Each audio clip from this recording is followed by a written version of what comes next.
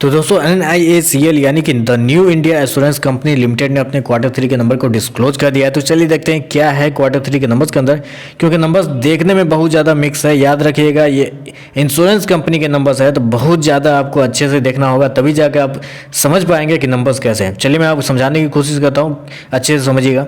Data basically lakhs में दिया हुआ है, मैं आपको करोड़ में बता रहा हूँ। पहले तो इनकम की बात करें तो टोटल इनकम पिछले क्वार्टर में कंपनी का था 10,377 करोड़, पिछले साल 8,860 करोड़, जबकि इस क्वार्टर में 9,779 करोड़ के आसपास है, 98 करोड़ के आसपास है। तो साल दर साल बात करें तो 10% के आसपास की तेजी है, नो डाउट। साल दर साल कंपनी का रेवेन्यू बढ़ता हुआ देखने को मिला है, लेकिन क्वार्टर जाए तो 5% के आसपास की गिरावट भी आपको देखने को मिली है। तो कंपनी के रेवेन्यू की बात करें तो साल दर साल बढ़ा है 10%, लेकिन क्वार्टर 5% के आसपास की गिरावट भी देखने को मिल रही।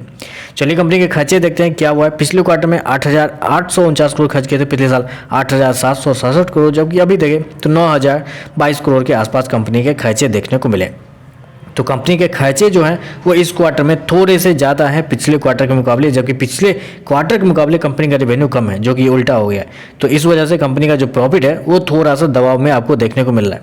चलिए ऑपरेटिंग प्रॉफिट पहले देखते हैं, उसके बाद नेट प्रॉफिट देखेंगे।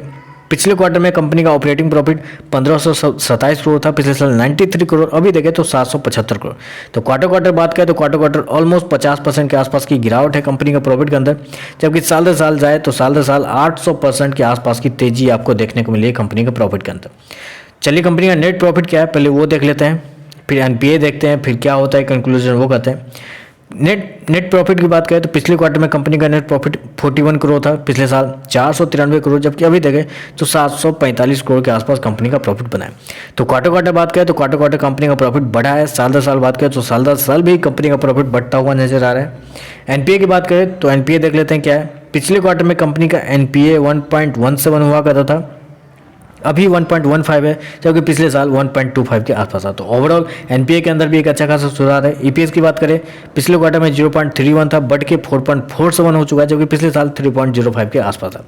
तो ओवरऑल अगर आप मुझसे पूछेंगे ये नंबर को समराइज करके कि नंबर्स कैसे हैं, क्योंकि आप मेरे हिसाब से कन्फ्यूज हो गए होंगे नंबर को सुन के, तो देखिए क्वार्टर कंपनी का जो रेवेन्यू है उसके अंदर हल्की सी गिरावट आपको देखने को मिली है। साल दर साल कंपनी का रेवेन्यू देखें तो साल दर साल कंपनी का रेवेन्यू 10% के आसपास की तेजी है।